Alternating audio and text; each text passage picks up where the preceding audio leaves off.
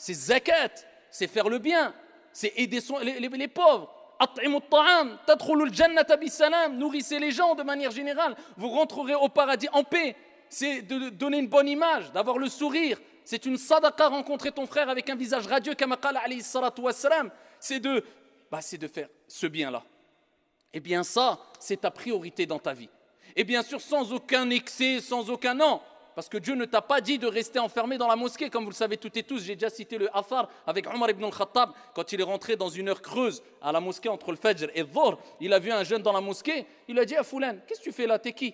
Il dit voilà, je suis un tel. Il dit comment tu vis, qui travaille pour toi? Il dit c'est mon frère. Il dit ton frère est meilleur que toi, sors de la mosquée. Dans une version, il lui a dit de sortir de la mosquée. Dans une version, il s'est arrêté à dire ton frère est meilleur que toi. Pourquoi? Parce que là, la priorité, c'est quoi? C'est de rester toute sa journée enfermé dans une mosquée? Non, c'est d'aller travailler, de se bouger. Donc c'est ça les priorités. Ma relation avec mon Seigneur dans les choses obligatoires. La prière, c'est la prière. Et je sais que c'est à travers ces actes d'adoration qu'Allah va me donner de la baraka, de la bénédiction dans mon temps et dans le reste. Donc c'est pour ça qu'on commence la journée avec quoi? As-salah. Avec la prière. On commence la journée avec la prière. Pourquoi? Pour qu'il y ait de la bénédiction dans notre journée. Même les journées de joie, les plus grandes fêtes en islam, Eid al-Adha wa Eid al-Fitr, on commence la journée avec quoi? As-salah, salatul Eid. Et on écoute une exhortation, khutbatul Eid, pour avoir le maximum de baraka dans tout le reste de la journée. Parce que Dieu veut nous faire comprendre que la baraka, la joie, eh bien, tu peux être joyeux, tu peux profiter, mais il n'y aura pas de joie et il n'y aura pas vraiment de profit bénéfique et durable si ce n'est si tu passes par les actes d'adoration en introduction. C'est ça qui provoque la bénédiction et la joie. Et ça, c'est quelque chose d'essentiel. Et ensuite, bien sûr, en deuxième plan, Aïcha radiyallahu anha wa ardaha, elle a dit quoi? Le prophète sallallahu alayhi wa sallam, il aidait ses épouses dans les tâches ménagères. Nabi, Rasoul, prophète envoyé. Elle dit, le prophète, ceux qui disent, oui, mais l'islam, la femme, il a... Nous, il y a 14 siècles, un prophète envoyé avec cette dure mission, eh bien, il aidait, comme disait Aïcha, ses épouses dans les tâches ménagères.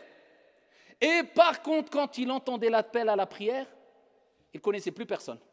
Voilà, les priorités. Là, j'aide et tout, mais la prière, c'est ma priorité. La prière est finie. Ya ayyuhalladhina amanu, idha nudiya lis-salati min yawmil jumu'ah, fas'aw ila dhikrillah wa dharul bay'. Allah il nous dit aujourd'hui vendredi, quand vous entendez l'appel à la prière, laissez toutes négoce et accourez vers le rappel d'Allah Azza wa Jal pour adorer Allah, pour prier, pour écouter le khutbatul jumu'ah, priorité. فَإِذَا قُضِيَتِ الصَّلَاةِ فَانْتَشِرُوا فِي الْأَرْضِ وَابْتَغُوا مِنْ فَضْلِ اللَّهِ. Allah il dit par contre, quand la prière est terminée, ça y est, tu as mis ta priorité. Qu'est-ce qu'il disait? Répandez-vous dans la terre, allez chercher votre subsistance, travaillez. Mais il y a des priorités dans la vie. Il faut que tout au long de ta vie, et tout au long de ta journée, eh bien, tu dis mes priorités, c'est ça. J'ai fait ma prière obligatoire, j'ai fait mon dhikr. Eh bien, ça y est, je passe en deuxième priorité. Ma famille, c'est ta famille qui fait partie des priorités. Et aussi, il y a ton travail, ta vie professionnelle pour gagner de l'argent licite et nourrir ta famille et avoir une grande récompense. Mais ici, toutes ces choses qui viennent de manière secondaire, c'est-à-dire la famille et le travail, eh bien, doivent passer d'abord par cet investissement religieux, spirituel, donner ce droit que Dieu a, s'investir pour Dieu dans la religion, aider son prochain. Khayrun nas anfa'uhum linnas. Les meilleurs des gens, ce sont celles et ceux qui sont les plus profitables, les meilleurs pour les gens. C'est pour ça que les compagnons, quand on lit leur siyar, leur récit, leur biographie, on voit qu'ils avaient sacrifié énorme. Pour qui?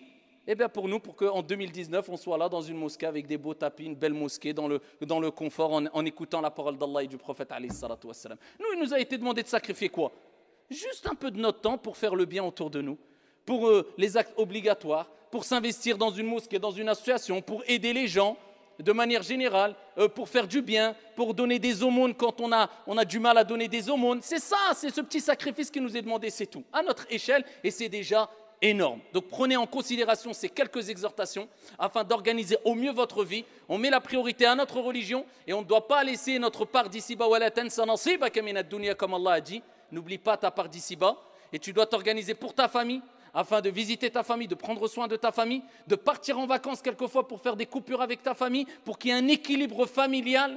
Tu dois trouver un travail professionnel qui te permet d'allier entre pratiques religieuses, spirituelles, et ici, futur projet dans la vie d'ici-bas, et ainsi, bi'idhnillahi azza wa jal, Dieu t'ouvrira les portes d'ici-bas et les portes de l'au-delà. هذا وصلوا وسلموا رحمكم الله